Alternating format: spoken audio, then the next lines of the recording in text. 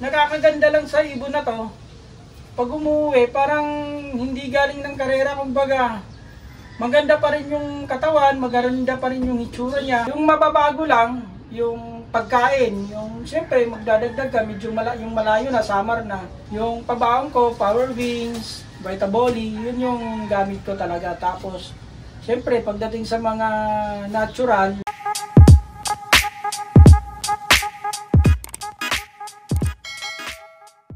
good morning mga kalapatids! Ako nga pala si Howard Villarin, Wiwitlog fancier ng Dasmariñas, Cavite. Yun, syempre bago natin simulan tong video to, maraming salamat kay Boss Wiwit sa laging pag-welcome sa kanilang loop. Boss Wiwit, pwedeng malaman pala kung anong mga naging achievements mo nitong mga katatapos lang na karera. Yung summer, nag-champion ako, 4th overall.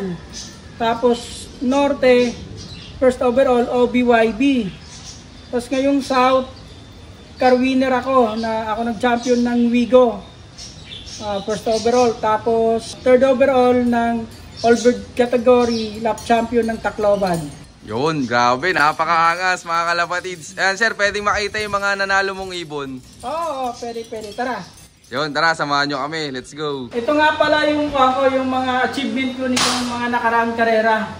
Bali, ito ay mga sprint race, fun race, karamihan dyan. Pero siyempre, pangarap lahat ng mga nagkakalapate ay talagang manalo sa derby. So yun ang tumatatak lagi sa isipan ko. Sana manalo sa derby. At yun nga, sunod-sunod ang panalo. Sa awa ng Panginoon, nabigyan rin ng panalo. Ayun, may ilang trophy madadagdag dyan, Sir Wiwit?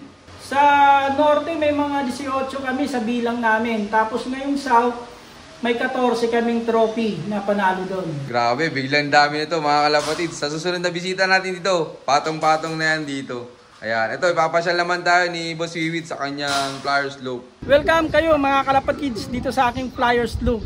Ito mga kalapatids, so. Sir, ano itong mga ibon na to, sir?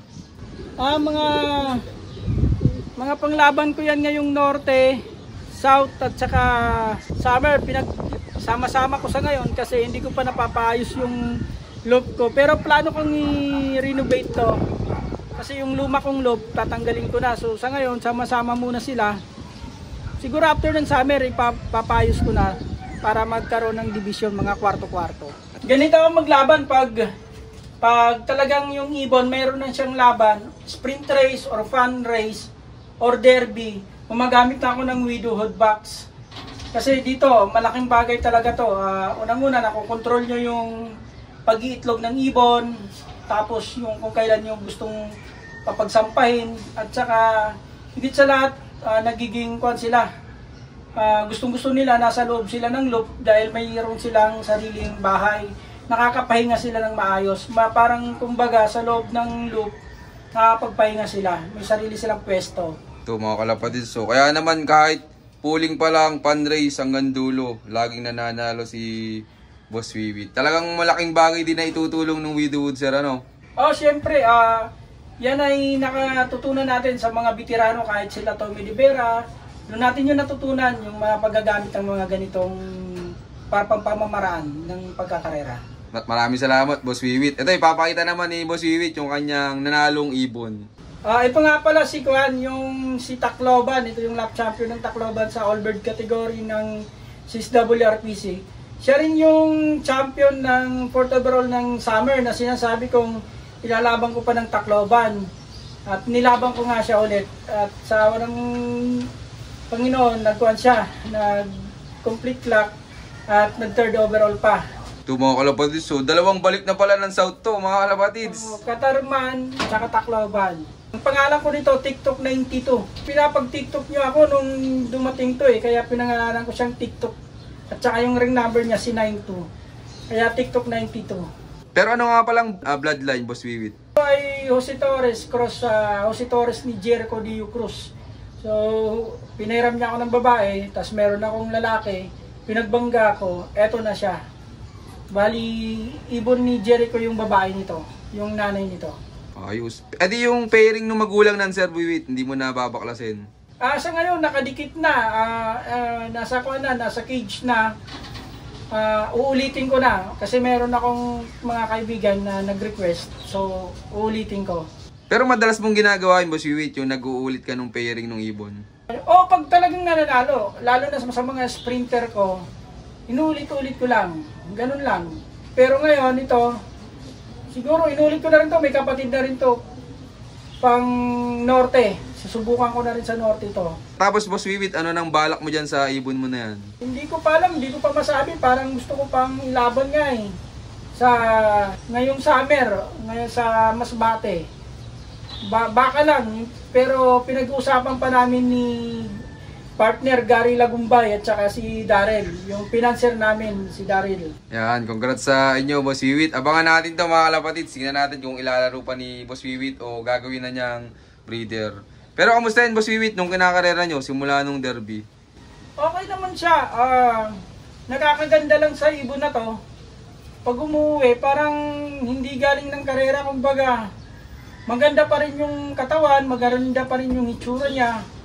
Pag umuwi yan, makainom lang siya. Tapos, makapahinga ng 10 minuto. Pag hawak ko ng katawan, talagang nandun na ulit. Buo na siya ulit. Tapos yung balahibo niya, ganun pa rin. Parang siya hindi galing sa karera na malayo. Kaya, natutuwa ako at meron akong ganito. Parang sarap ulitin. Parang sila yung nakikita kong may chance lumayo ng mga linyada. Pero pag sa malapitan, Boss Wiwit, kunyari mga first lap, kamusta yung speed niya? Hindi sila mabilis, pero mayroon silang isang lap ng derby, talagang maglalap winner sila. Dahil yung mga kapatid nito sa tatay, kasi yung tatay nito, 3 babae na yung pinagpares ko sa 3 babae. Lahat naglalap champion sa derby. Ito rin, naglap champion to, pang 3rd nga lang sa bulan. Tapos babalik naman sila sa normal nilang speed, 900, 1,000. Ganon din yung mga kapatid nito, lap champion din ng bulan. Mga kapatid nito sa iba't ibang nanay, talagang tumatapos ng karera. Nagkaklak hanggang dulo. E din nung nung abangan ng Tacloban, ina-expect mo siya na magde-daybird? In-expect ko mag-daybird kasi, kumbaga first time niyang first time niyang see you tomorrow sa akin. So, kahit nung nilaban ko nung summer, kahit smash, umuwi ito. Kaya, yung Tacloban, inaasahan ko talagang magdi-daybird siya. Kaya nung day 1, inabot kami ng alas 7 ng gabi kaabang. Talagang, kasi yung kapatid nito, sa Katbalogan, daybird din, umuwi 6:15 ng gabi. Ganun kasi yung mga lain nila, ayaw nilang natutulog sa ibang lugar. Kaya inabangan ko talaga to ng alas 7 hanggang alas 7. Hanggang ako na lang ang sumuko. Pero kinabukasan, 7:19 ng umaga, nakita na, dumating na nga siya. E di gaano ka kasaya, Boss Wiwit, nung dumating yan, nung galing Tacloban? Ay, sobrang tuwang-tuwa talaga. Sobrang saya ko. Dahil yung inaasahan ko ay talagang nangyari, umuwi talaga siya. Nakita ko siya. Namimiss ko na nga ito nung kinarga ko. Kasi parang napamahal na rin sa akin yung ibon na to. Ayun, nagkita kami kaya tuwa ako. Sa mga hindi nakakaalam mga kalapatids, nakiyabang tayo kay Boss Wiwit yung last lap. Grabe ang ibang saya talaga kapag last lap. Congrats kay Boss Wiwit. Pero ikaw pala, Boss Wiwit, anong diskarte mo dito kapag derby na? Pag derby, hindi na ako masyadong nagpo-force fly, hindi na ako masyadong nagpapalipad dahil nasa isip ko, gusto ko yung ibon. Sigurado ako sa sarili ko na wala na siyang masakit sa katawan. So, sa gusto lang nilang lipad, pinakamalaki na 30 minutes dahil yun ang gusto kong makasiguro na wala na siyang masakit sa katawan. Yun lang naman, kasi kung isipin kong batak, sobrang batak na po yun. Mula training hanggang bata, lipad ng lipad. So, pagdating ng derby, more on pahinga, tapos yung sistema, syempre, yung isang linggong sistema, wala kang babaguhin hanggang last lap. Tapos, yung mababago lang, yung pagkain, yung siyempre magdadagdag ka, medyo yung malayo na, summer na, doon ka magdadagdag, magdagdag ka na ng mga pagkain na mataas yung fats, mataas yung protina, so ganun lang, pag malayo na, pagtawid dagat na. Yun yung diskarte ko lang. Pero walang babaguhin pagdating sa mga gamot, walang idadagdag, yun pa rin. Maraming salamat po, Sir Wiwit. Pero Sir Wiwit, anong madalas mo naman magamit dito na mga supplements kapag derby na? Pag derby na, Siyempre, kailangan meron tayong Vitaboli. Hindi nawawala sa akin yung Vitaboli. Tapos yung hindi mawawala rin yung Power Wings. Tapos yung reload pagdating. Yun.